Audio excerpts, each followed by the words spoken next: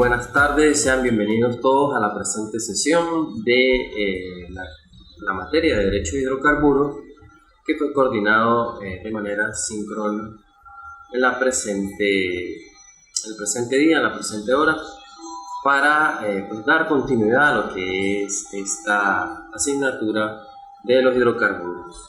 Entonces, hoy vamos a empezar a hablar de la siguiente unidad, el cual está referido al régimen legal de los hidrocarburos en Venezuela. Tenemos que iniciarlo necesariamente a los antecedentes históricos del régimen legal aplicable en la reserva de la industria petrolera venezolana. Como sabemos, Venezuela, con lo que es la explotación del petróleo, entró en un proceso de modernización que no tiene precedentes, ya que significó el paso de una economía agroexportadora a una más rentable en los mercados internacionales. Evidentemente transcurrieron años en los que la renta petrolera ya empezara a arrojar beneficios al país, pero indudablemente desde el comienzo de la actividad fue que desde cuando se empezó a hablar de una economía petrolera. Y como el primer antecedente, vamos a ubicarnos a los tiempos de la colonización española, ya que con la instauración del poder político español en América, las primeras legislaciones en materias de recursos minerales fueron las llamadas Ordenanza de San Lorenzo, firmadas el 22 de agosto de 1584 por el rey Felipe II. En estas ordenanzas, allí se adoptaba el antiguo derecho de Indias con un principio regalista sobre lo que era la propiedad de esas minas, de la parte del oro y también del mineral plata, y con este principio regalista se incorporaron todos los recursos minerales a lo que es el patrimonio del rey, por lo que en esos casos nadie podía trabajar ninguna mina ni beneficiarse de ellas sin existir una licencia que fuera emitida por el rey, y además debía pagar esa regalía. Esta modalidad, llamada derecho regalista, se da cuando el Estado crea el derecho individual a favor de una persona dentro de unos límites que fueron estatuidos por el Estado mismo y de acuerdo con unas normas comunes y fijas para todos. Tenemos que comprender que el concepto de regalía este es un pago que se efectuaba al titular de los derechos de propiedad de alguno de los bienes a cambio de poder usarlos o explotarlos. Estas ordenanzas de San Lorenzo estuvieron vigentes hasta las ordenanzas de minería de Nueva España, que fueron dictadas el 22 de mayo de 1783 por el rey Carlos III. Estas tenían otras características que sin duda constituían un verdadero código sobre el tema, que era mucho más amplio que esa anterior ordenanza. Y con esto se confirmaba el principio regalista, pero haciéndolo mucho más amplio también a cualquier otro mineral o cualquier metal, cualquier bitumen o cualquiera de los jugos de la tierra, como se ha nombrado en anteriores clases. Además, se reafirmó el principio regalista al establecer que ninguna mina podía ser trabajada sin existir una concesión directa del rey y luego de un pago por parte de los concesionarios. Con esto se mantiene ese orden jurídico hasta que se produce el paso definitivo a lo que es la época de la República. Ya en plena organización de la República, Simón Bolívar, nuestro libertador, entiende la importancia de traspasar lo que era propiedad del rey, pasarlo a propiedad de la nación. Entonces, allí presentó él su famoso decreto del 24 de octubre de 1829, en donde, estando él siendo presidente de la República de Colombia, marca si se quiere, el más importante precedente jurídico republicano al respecto, ya que pues en este decreto y con su amplia visión de futuro, pues Bolívar transfiere la propiedad del rey sobre las minas y las transfería a la República de Colombia, y allí se mantenía ese principio regalista igualmente, en donde se establecía que ninguna mina podía ser explotada, aprovechada o utilizada de alguna forma o de ninguna manera si no existía un permiso especial del Estado, además evidentemente del pago de esa regalía. Entonces, pues con esto comienza el dominio efectivo sobre el recurso natural desde esa fecha. Y desde allí, pues el Estado, como una expresión política de la nación, es el propietario de los recursos del subsuelo. Esto para hacer referencia a lo que es el surgimiento del petróleo en el subsuelo. Y también debemos tener claro que partiendo del año de 1830, año en el que Venezuela se separa de la Gran Colombia, hasta la actualidad, pues el desarrollo de nuestro país puede dividirse en dos etapas, si se quiere, dos etapas fundamentales. Una Venezuela prepetrolera y una Venezuela petrolera como tal. Y sí podemos decir que como tal el inicio de la historia petrolera en nuestro país se remonta al año de 1878, cuando un grupo de venezolanos se reunieron para crear una compañía, ya que pues en ese caso hubo un descubrimiento de petróleo en ese momento en lo que eran los terrenos de la finca La Alquitrana, por unas emanaciones que se produjeron después del terremoto en el Táchira en 1875. Es así que pues así se crea la primera empresa petrolera venezolana llamada Petrolia del Táchira. Como ustedes conocen, pues allí partió todo. Entonces, luego vemos que la palabra hidrocarburos se usa oficialmente y por primera vez en Venezuela, a partir de lo que fue el año de 1904, durante la presidencia de Cipriano Castro, en donde pues allí se promulgó un código de minas. Sin embargo, en una legislación anterior, específicamente en el año de 1893, el general Joaquín Crespo se había incorporado en el código la palabra petróleo. Entonces, antes de este código de 1904, lo que era el otorgamiento de una mina o una concesión a su descubridor era prácticamente automático, pero al hacerse evidente el interés extranjero en los hidrocarburos, pues se llegó a una reglamentación especial para el petróleo. Un año después, Cipriano Castro, en el año de 1905, promulgó la Ley de Minas, que fue referida a las minas de asfalto, nafta, petróleo, betumen y ozoquerita, que constituyó como tal la base legal que regularía todo lo referente a las concesiones petroleras. Con esto pues se permitía el traspaso de las concesiones y derechos a la explotación del petróleo por unos lapsos de hasta 50 años. Con esta ley pues se establecía un impuesto también, los impuestos anuales también por hectáreas a las empresas explotadoras. Como dato importante, es en el año 1914 en donde fue descubierto el primer campo de gran importancia, 1914, en nuestro país. Eso fue en Menegrande, en donde pues encontraron en el estado Zulia ese primer pozo productor de petróleo venezolano. Para la época pues era el de mayor importancia y pues se denominó Sumarque número 1.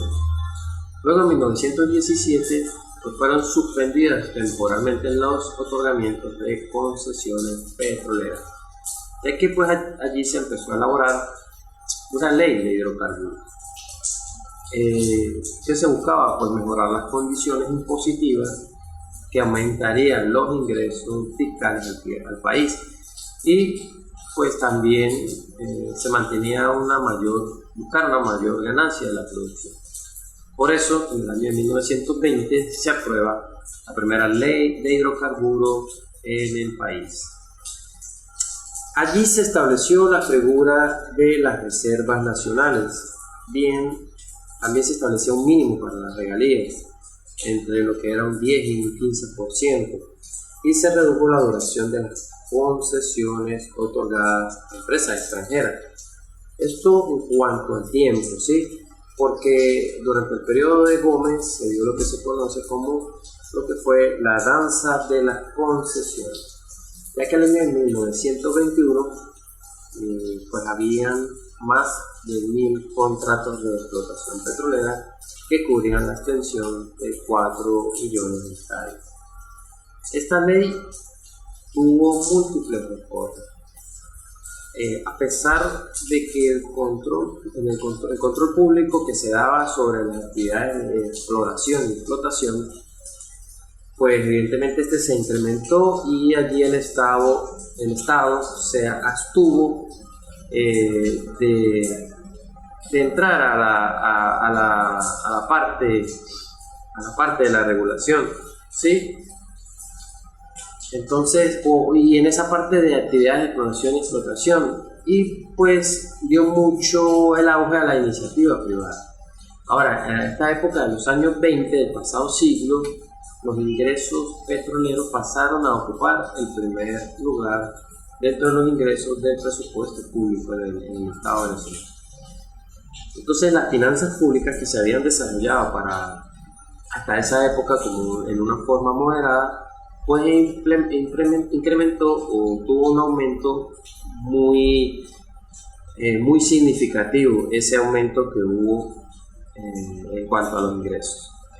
Ahora, a finales de la década de los 30, ante el incremento de los ingresos del Estado, decidió asumir la realización de ciertas actividades económicas a través de empresas públicas que fueron creadas para apoyar a los trabajadores y al sector agrícola.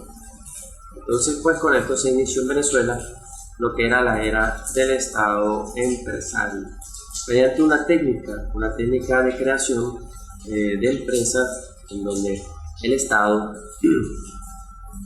pues tenía la exclusiva propiedad de esas empresas. Es importante recalcar que Venezuela desde 1928 a 1970 fue el primer país exportador de petróleo en el mundo. Luego vemos que en el año 1943 pues tuvo una promulgación de una nueva ley de hidrocarburos en el 43, a partir del cual se eliminó el tráfico intermediario. En esta nueva ley del 43, la propiedad de los yacimientos en ella se había determinado efectivamente como del Estado Nacional. Además, con esta ley y lo que es la creación de la primera ley de impuestos sobre la renta, se obligaría a las petroleras a pagar los respectivos impuestos que anteriormente estaban exentos, y se limitó su cuota de producción. Luego, pasando a 1948, hubo una reforma a la ley del impuesto sobre la renta, en donde la ley de la parte tributaria hace una mención al petróleo, con una finalidad que era de establecer que en ningún caso la industria petrolera extranjera pudiera percibir mayores ganancias que las correspondientes al Estado de Venezuela, y que a la suma de los impuestos en las empresas no podían ser inferior a la mitad de las ganancias de las mismas. Entonces es aquí donde desapareció el famoso 50 y 50, el 50-50. Entonces, esto para que lo tengamos allí en la parte de esos antecedentes. Luego, en 1967, se sancionó la ley de convenios especiales relacionados con la desulfuración de los hidrocarburos. Esto permitió a la Corporación Venezolana del Petróleo para el momento comercializar los productos derivados de ese petróleo en el mercado interno. Posteriormente, en 1971, se aprobó la ley de bienes afectos a reversión en lo que fueron las concesiones de hidrocarburos, la cual pues forma parte de una actividad que ustedes ya conocen. Seguidamente, en el año de 1975 se dio la promulgación de la Ley de Nacionalización del Petróleo, que se convertiría en sí en la ley orgánica que reservaría al Estado el comercio y la explotación de los hidrocarburos. Con esta ley, el 31 de diciembre de 1975, quedaron extinguidas las concesiones petroleras, anulando así el derecho de realizar actividades de la industria petrolera a compañías transnacionales a las cuales se les habían otorgado. Por esta nacionalización, pues entonces el Estado venezolano asume el control de las operaciones de la industria básica de toda la economía venezolana. Y pues al mismo tiempo es la culminación de una etapa en el desarrollo histórico de Venezuela y la realización de una aspiración natural de lo que es el pueblo de Venezuela de asumir tan importante tarea. Un día después de la promulgación de esta ley de nacionalización, es creado Petróleos de Venezuela Sociedad Anónima por decreto del Ejecutivo Nacional. Esto el 30 de marzo de 1975. PDVSA entonces se convertiría en la empresa estatal venezolana que haría las actividades de explotación, producción, refinación, mercadeo y transporte del petróleo o de los hidrocarburos en Venezuela. Y también la ley de nacionalización incluyó en su artículo 5 lo que es la potestad del Estado para hacer convenios, ¿sí? En ese artículo 5, esa potestad del Estado de celebrar convenios de asociación con entes privados, bien sean nacionales o extranjeros. Pero no fue sino hasta años más tarde, es decir, en 1992, cuando se dio o se inició el periodo conocido como lo que es la apertura petrolera. Y esto se da porque a finales de la década del 80 y principios de los 90, la economía comenzó a evidenciar algunos signos de algún agotamiento de ese modelo económico estatista, el cual pues había generado, o en este caso pues se había degenerado por una centralización del Estado y el crecimiento de una administración pública que tenía muchos controles y desembocaron en mayor corrupción. Entonces pues se da esa apertura petrolera en donde el Estado, que ya necesitaba mayores recursos, se asoció con las antiguas compañías petroleras concesionarias interesadas en lo que es el negocio para explotar los campos marginales, sobre todo lo que es el crudo está pesado de la faja del Orinoco y también lo que son las reservas de gas natural, llegando entonces hasta el actual proceso político instaurado en 1999, en donde, como sabemos, se promulgó una nueva constitución, la Constitución de la República Bolivariana de Venezuela, y las demás leyes orgánicas de hidrocarburos, gaseosos y demás leyes que vamos a ir viendo a continuación. Entonces, iniciando con la Ley Orgánica de Hidrocarburos, inicialmente promulgada el 13 de noviembre del 2001 y posteriormente reformada el 24 de mayo del 2006. Tenemos que tener claro que la entrada en vigencia de la Constitución del 99 no solo se promulgó la Ley Orgánica de Hidrocarburos Gaseosos, sino que también tenemos la Ley Orgánica de Hidrocarburos del año 2001 reformada en el 2006.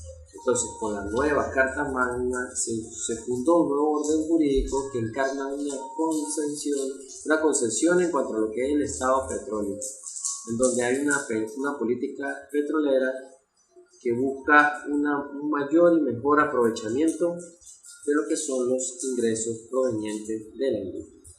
Entonces, la Constitución en materia estrictamente petrolera, en su artículo 156, numeral 16, y los artículos 301, 302 y 303, reserva al Estado la administración de la actividad de hidrocarburos por razones de soberanía y conveniencia nacional. Allí pues se niega la responsabilidad de regímenes más beneficiosos para empresas extranjeras que para los nacionales. Entonces se conservaba allí el dominio de la actividad petrolera y como de la totalidad accionaria de PDVSA para lo que es el manejo de la industria petrolera, salvo casos en el que el desarrollo natural de PDVSA conllevara al establecimiento de empresas conjuntas o mixtas, como ya lo veremos. En efecto, el artículo 302 vemos que si podemos observar y buscar lo que es la Constitución y verificamos que en su artículo 302 de nuestra Constitución, pues vamos a ver que allí está el establecimiento de esa reserva constitucional, que si lo tenemos a la mano lo debemos leer, en donde nos dice que el Estado se reserva mediante la ley orgánica y por razones de conveniencia nacional la actividad petrolera y cualquiera otras industrias de explotación, servicios y bienes de interés público que sean de carácter estratégico. A raíz de esta disposición constitucional existe ya un mandato de que deben existir estas leyes orgánicas, y en primera instancia vamos a hablar de lo que es la Ley Orgánica de Hidrocarburos, mejor conocida como LOH.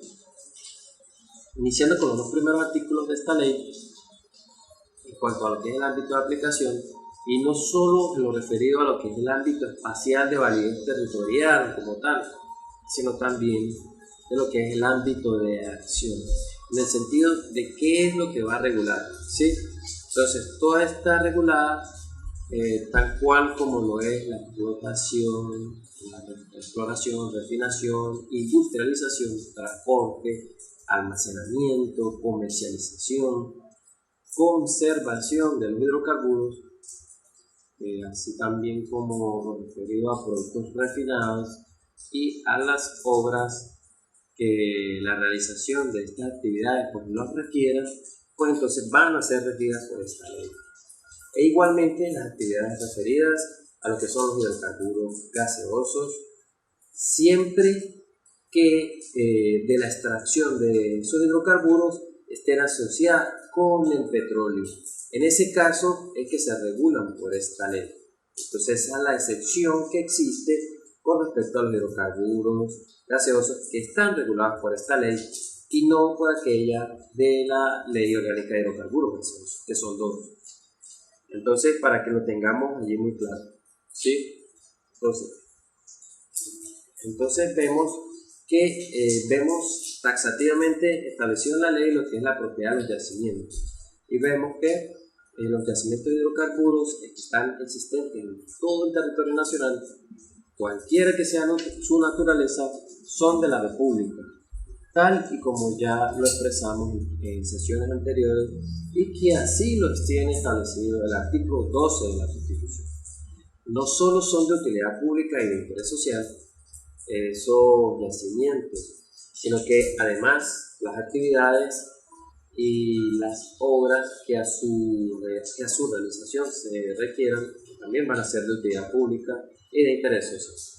Entonces allí vemos que en esta ley está claramente referida lo que son los principios de soberanía, territorialidad, de legalidad, de publicidad, de orden público, como fin último de lo que es la búsqueda del bien común, para lo que es todo el pueblo de Venezuela.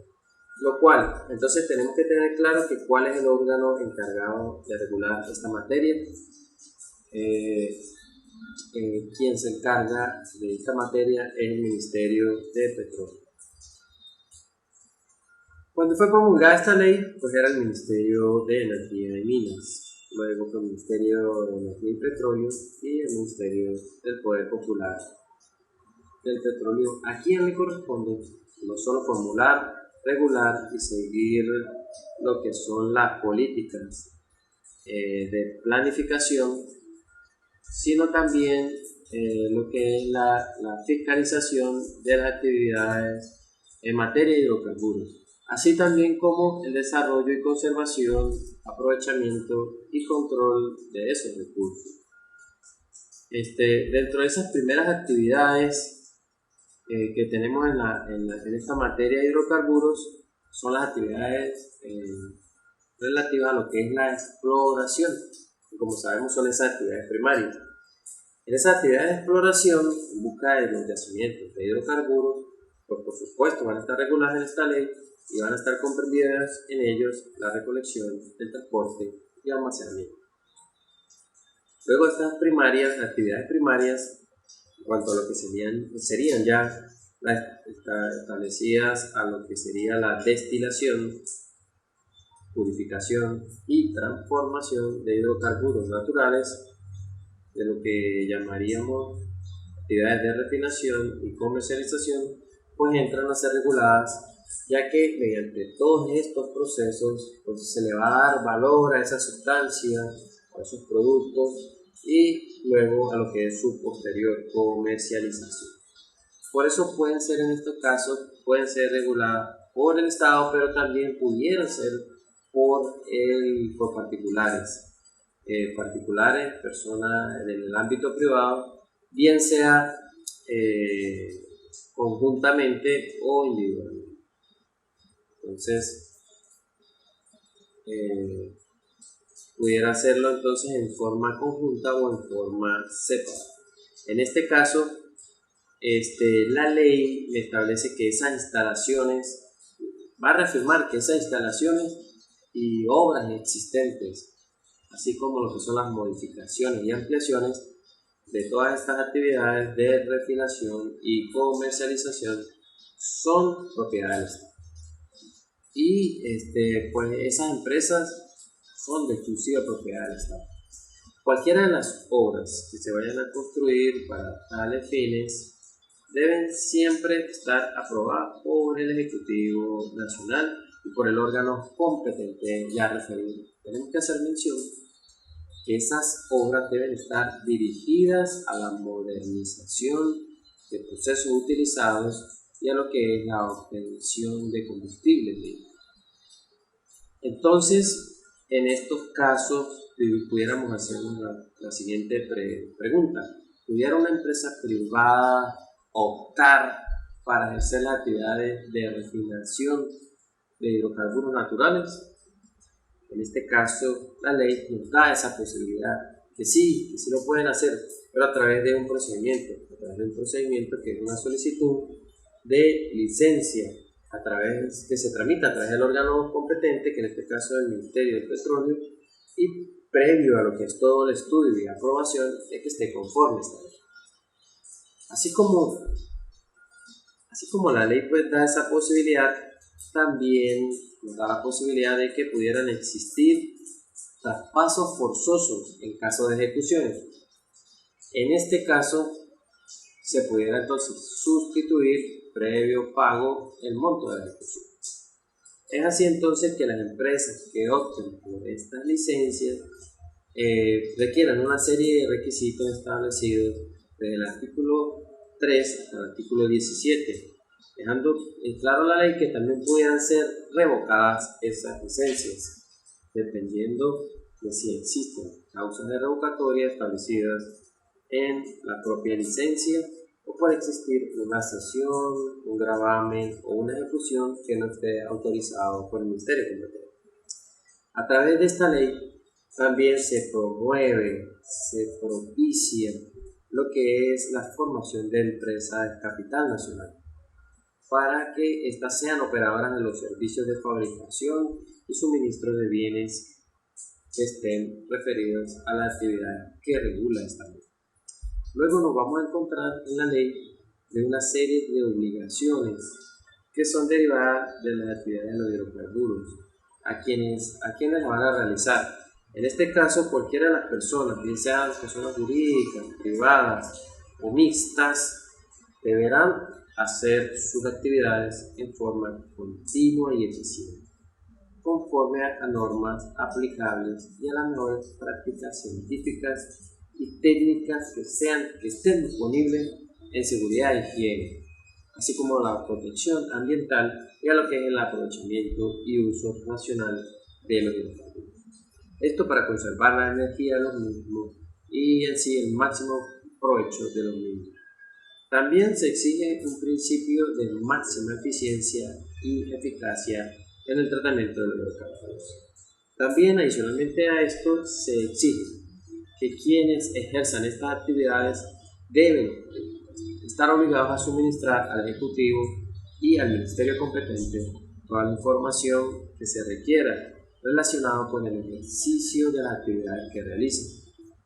Y también vemos que quienes ejercen estas actividades de almacenamiento, transporte y distribución deben permitir el uso de sus instalaciones a otros transportistas, a otros almacenadores o distribuidores cuando sea el caso de que esas instalaciones tuvieran la capacidad disponible para hacer uso y que siempre y cuando lo exija un interés público o interés social. Entonces, en este caso vemos que aquí se establece un principio de cooperación entre las empresas. Entre las empresas que estén encargadas de realizar estas actividades. Entonces, ¿quiénes pudieran ejercer las actividades primarias reguladas en esta ley? Pues en el articulado vemos y nos dice que todas estas actividades a las que nos hace referencia el artículo 9 de la ley las pueden realizar el Ejecutivo Nacional directamente o por empresas de su exclusiva propiedad. Pero no solo allí, también nos da la posibilidad de que existan empresas que tengan el control de decisiones del mismo Ejecutivo, pero pueden tener adicionalmente que el Estado en principio tenga el 50% del capital social para poder manejar las decisiones y que también por otra parte estén las personas capital privado, personas naturales puedan también conformar este tipo de empresas mixtas. Existe también una limitante en cuanto a lo que es la extensión de las áreas donde se realizan esas actividades primarias, en donde no pueden ser estas mayores a 100 kilómetros cuadrados. Esa es la superficie máxima en donde se pudiera ejecutar por una empresa esas actividades primarias. También pudiera, mediante un decreto emanado al Ejecutivo, hacer determinadas transferencias a empresas operadoras de lo que es el derecho al ejercicio de esas actividades primarias. Y así como pueden transferirles propiedades y derechos sobre esas actividades, pues en dado caso de que incumplan con sus obligaciones, pudieran revocar esas mismas transferencias.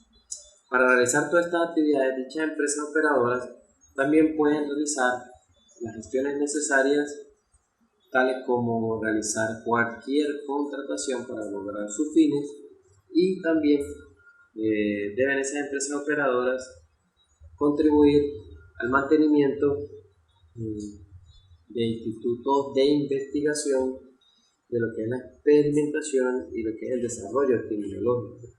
también como lo hacen o lo deben hacer con las universidades para servir de soporte técnico y así contribuir a esta función. Con lo cual, pues también deben también contribuir a lo que es contribuir a todo ese funcionamiento y a toda la cooperación que puedan en el área de la educación investigativa. También vamos a conseguir una ley que nos dice una sección denominada de las empresas del Estado, en donde vamos a observar que el Ejecutivo Nacional pudiera establecer mediante decreto y en Consejo de Ministros lo que es la creación de empresas de exclusiva propiedad para realizar actividades contempladas en esta ley. Entonces nos vemos que exista en la ley donde puede existir la figura de la sociedad anónima con un solo socio. Esto es una excepción que conseguimos acá en la ley orgánica de hidrocarburos. Entonces, en estos casos, estas empresas pudieran también crear otras empresas que complementen su actividad para desarrollar de una mejor forma sus actividades previa aprobación de la aprobación de la Asamblea Accionista. En este caso, ¿quién sería el encargado de ejercer las funciones de inspección y fiscalización de las empresas petroleras? En cuanto a las estatales y sus filiales, tenemos que tener claro que en estos casos es el Ejecutivo Nacional por órgano del Ministerio de Petróleo. Todos los trámites administrativos que estas empresas necesitan hacer, tales como constitución, aumento de capital, emisión de nuevas acciones, así como función de empresas del Estado y sus filiales, pues estas están exentas del pago de tributos ante los diferentes registros para esa operación. En esta sección, la ley nos deja a un lado lo que son las actividades a los trabajadores y trabajadoras de las empresas estatales, los cuales se reafirman lo establecido en la Constitución Nacional. En la Ley Especial del Trabajo, que es la ley orgánica de trabajadores, del trabajo, los trabajadores y las trabajadoras, ya que todos estos derechos pues están fielmente respetados y amparados por toda la legislación. Luego conseguimos en esta ley una sección donde vemos a las empresas mixtas que ya adelantamos tienen esa posibilidad de existencia. Entonces, como ya tenemos claro que existe una prohibición, pues estas indudablemente van a tener que, en el caso de ejercer las actividades de actividades del sector primario, para que la puedan hacer y realizar esas actividades deben tener la autorización de la Asamblea Nacional. Entonces deben ser aprobadas en primera instancia por la Asamblea Nacional, en donde pues el Ejecutivo Nacional, por órgano del Ministerio del Petróleo, debería informar todas las circunstancias pertinentes a dicha constitución y condiciones, incluidas cuáles serían esas ventajas especiales que se puedan dar a favor de la República, y pues ese es el procedimiento. Entonces, así como